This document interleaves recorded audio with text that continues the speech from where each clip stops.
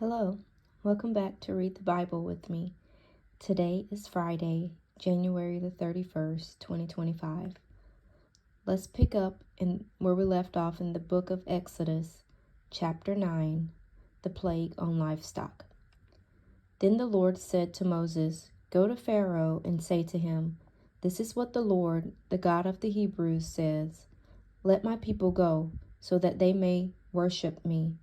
If you refuse to let them go and continue to hold them back, the hand of the Lord will bring a terrible plague on your livestock in the field, on your horses and donkeys and camels, and on your cattle and sheep and goats. But the Lord will make a distinction between the livestock of Israel and that of Egypt, so that no animal belonging to the Israelites will die.' The Lord set a time and said, 'Tomorrow the Lord will do this in the land.' And the next day the Lord did it.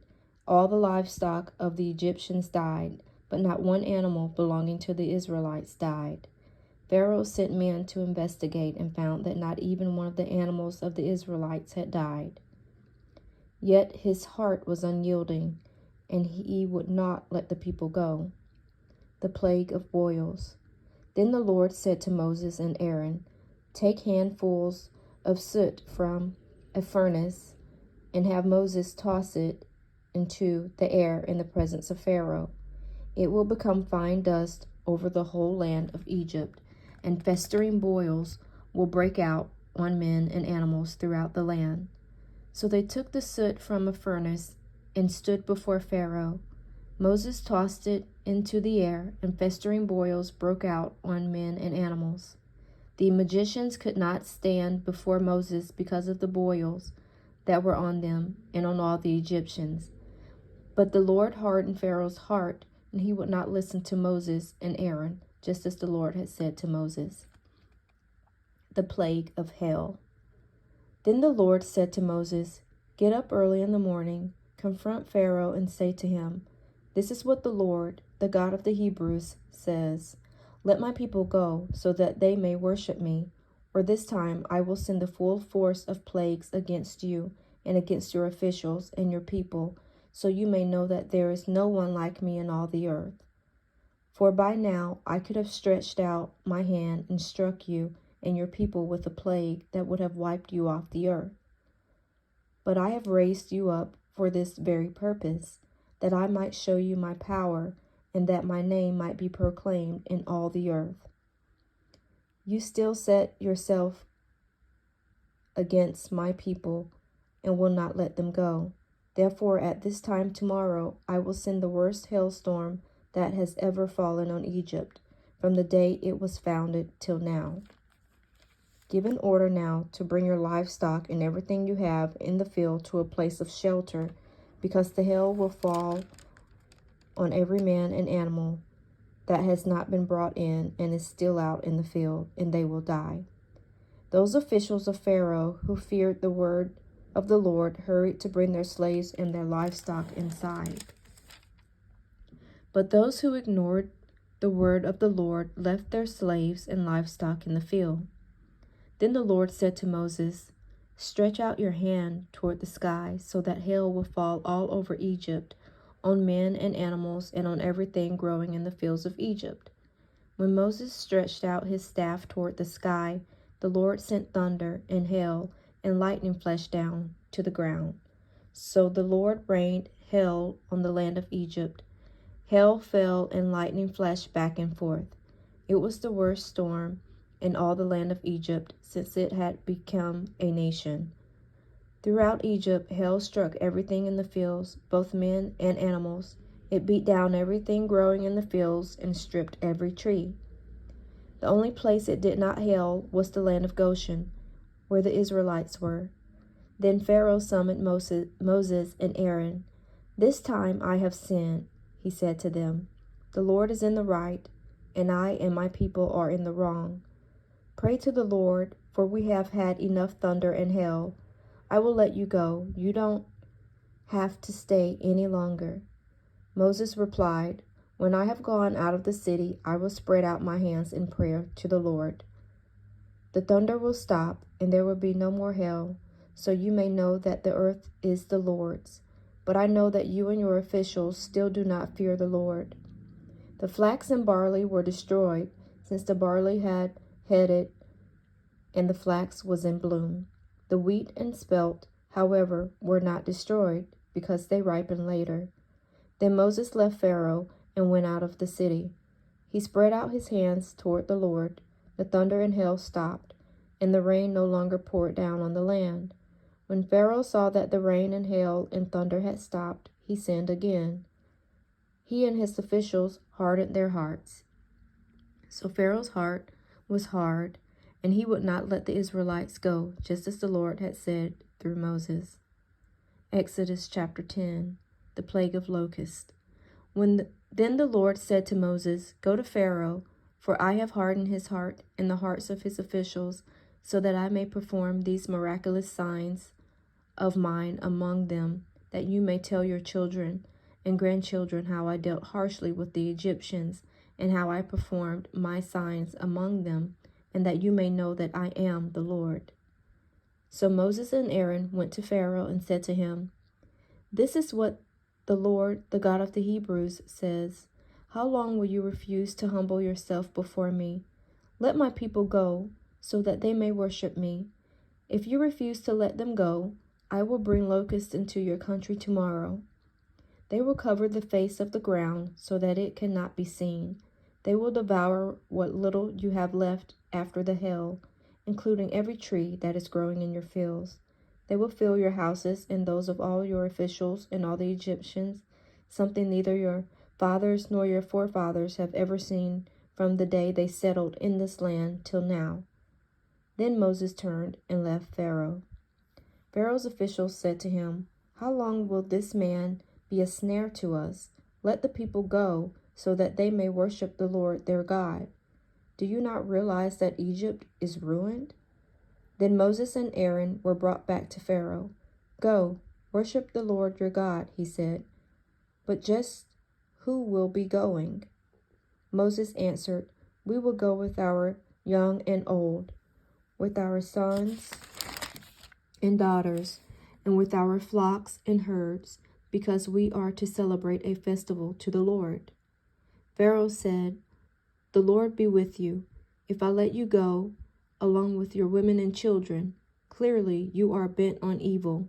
No, have only the men go and worship the Lord, since that's what you have been asking for." Then Moses and Aaron were driven out of Pharaoh's presence. And the Lord said to Moses, "Stretch out your hand over Egypt so that locusts will swarm over the land and devour everything growing in the fields, except everything left by the hail."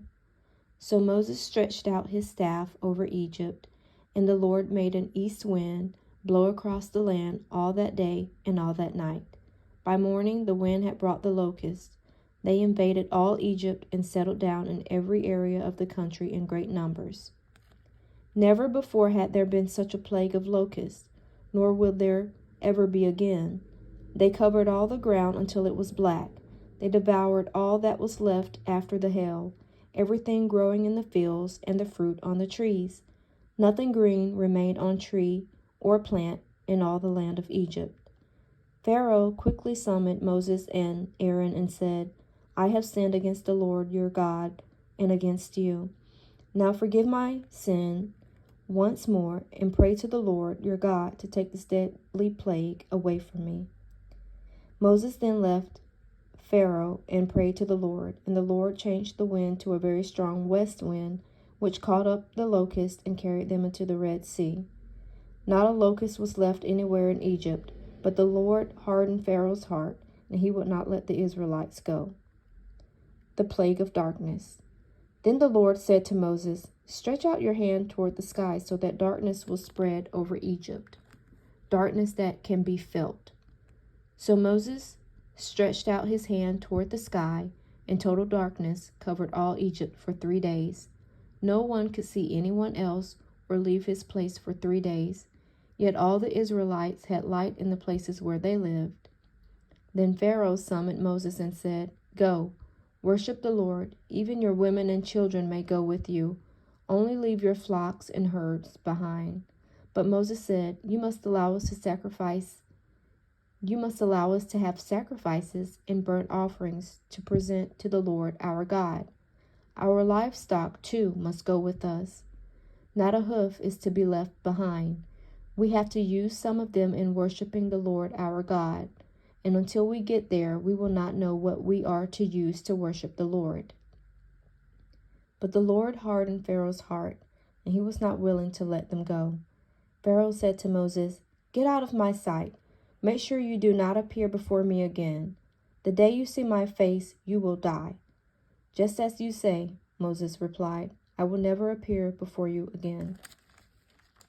Exodus chapter 11, the plague on the firstborn.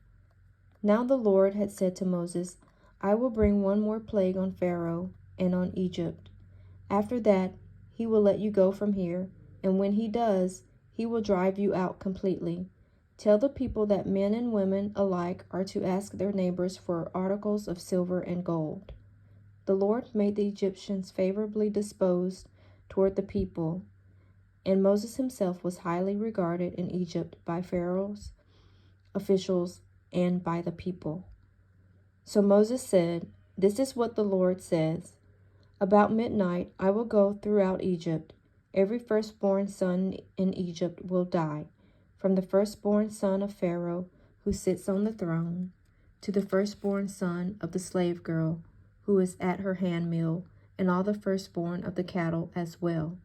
There will be loud wailing throughout Egypt, worse than there has ever been or ever will be again. But among the Israelites not a dog will bark at any man or animal. Then you will know that the Lord makes a distinction between Egypt and Israel.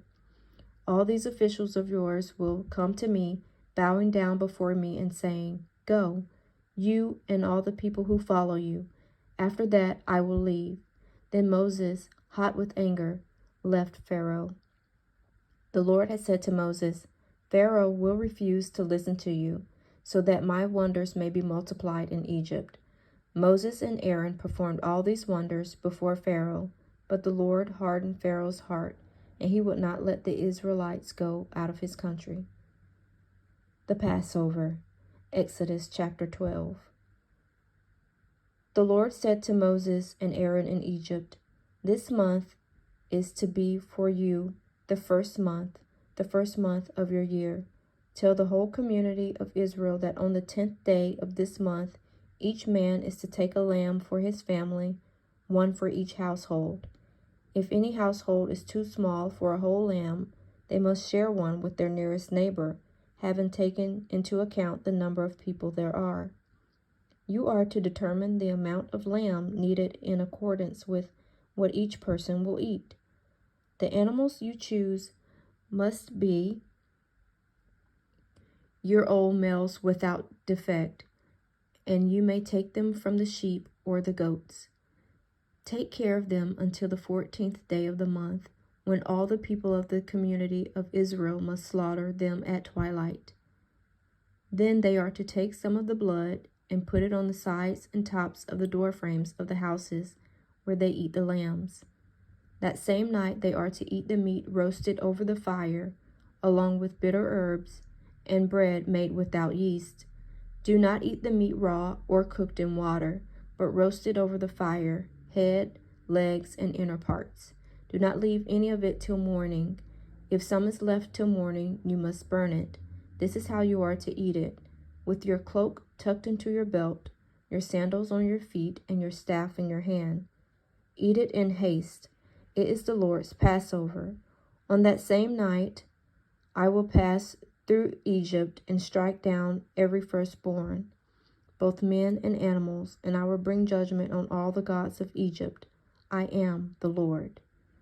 The blood will be a sign for you on the houses where you are, and when I see the blood, I will pass over you.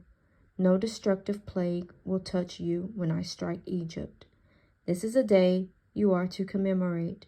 For the generations to come, you shall celebrate it as a festival to